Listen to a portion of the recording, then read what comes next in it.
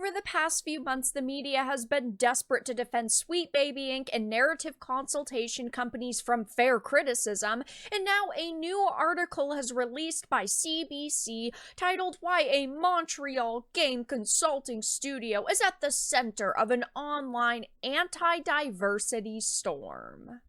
I have a few different things to show off, but before we get into the topic, if you enjoy the content I create, check out the links in the description, follow me on social media, and consider supporting through Patreon or through YouTube memberships. Now, I have had to read a lot of ridiculous articles like this over the past couple of weeks specifically because so many outlets are trying their best to defend narrative consultation companies because even those people are activists, just like the ones that work at these, consultation studios. But now CBC, which of course is a Canadian outlet, has come out and talked about the alleged anti-diversity storm that is surrounding the gaming industry right now. Of course, this headline is complete and utter nonsense, but it is Canadian media. You can't expect anything out of them, to be fair. Almost everything they post is biased leftist BS, but it says Kim Belair says she wasn't surprised at the harassing and threatening messages that she and her team have been receiving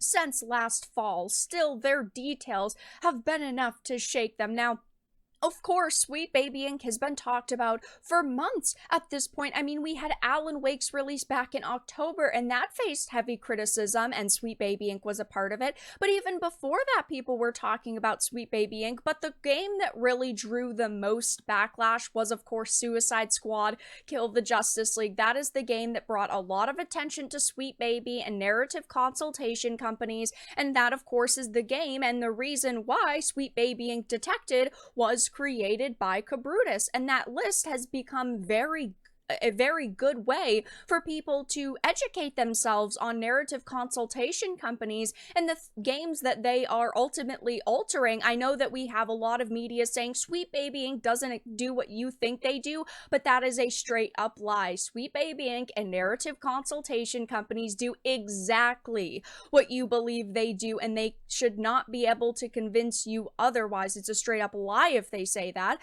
but it also says that includes threats of violence, suggesting that, the employees at Sweet Baby should hurt themselves or each other, or even graphic photos, said Belair, this CEO and co-founder of Sweet Baby Inc. Now, of course, if there are messages of this caliber being sent to them, that is not okay in any way, shape, or form.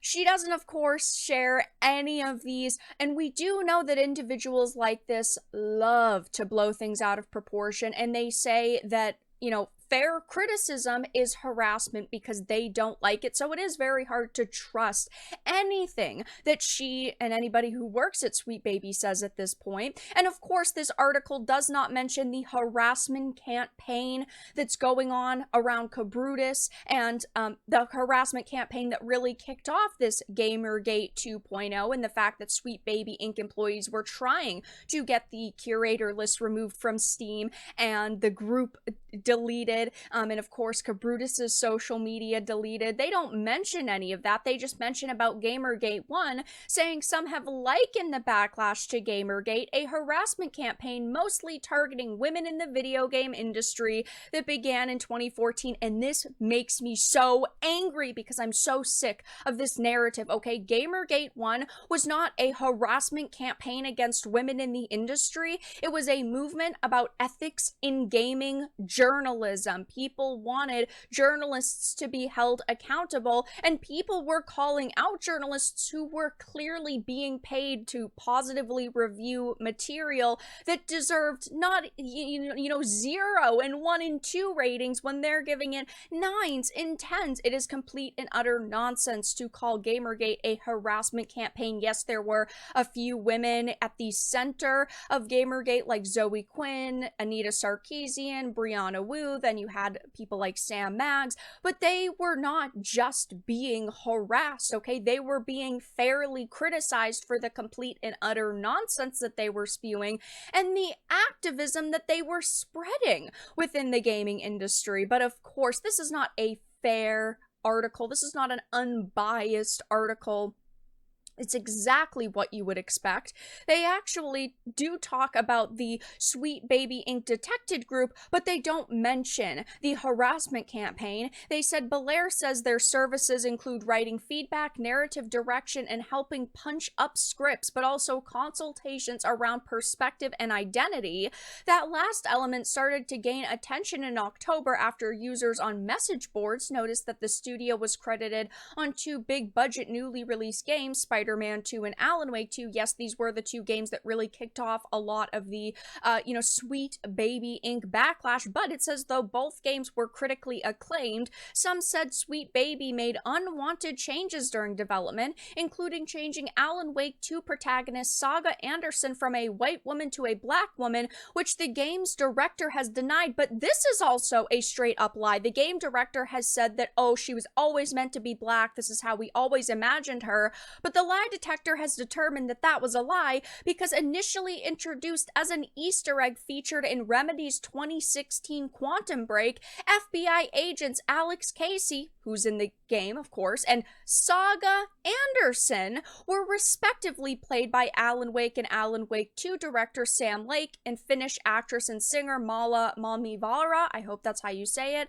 But this was even officially confirmed by Lake himself, who in December 2015 took to Twitter to reveal FBI agents Saga Anderson and Alex Casey hard at work looking for a missing writer. So she was, in fact, a white woman originally. This is how they wanted her to be portrayed. But with Alan Wake 2, she was changed, and I think that the actress did a good job for what she was given, but in my opinion, Alan Wake 2 was a disappointment. We waited a decade for a sequel that just did not hit the spot for me and a lot of people, but it's just a straight up lie when they're talking about how, oh, this was, originally our vision was to have a black woman playing her. Then why would you portray her as white in something else several years earlier? This is why people do not trust Sweet Baby Inc.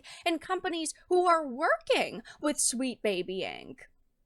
It says, of course, the discourse intensified in January when a user created a tracking page on the online games store Steam called Sweet Baby Inc. Detected, which actually isn't fully true because while Cabrutus created Sweet Baby Inc. Detected on January 26th, it did not start gaining recognition until about February 15th or 16th, which was a week and a half to 2 weeks after Suicide Squad Kill the Justice League's launch, so they can't even get their facts straight. It says the page, which currently has over 355,000 followers, tracks games which Sweet Baby has been involved in and marks them as all not recommended. The label does not affect any game's visibility on the store, which is why there shouldn't be so much of a fuss about this whole situation, but of course the Sweet Baby Inc. employees could not fathom the idea that consumers want to be educated. They fear the educated consumer the most, and there are people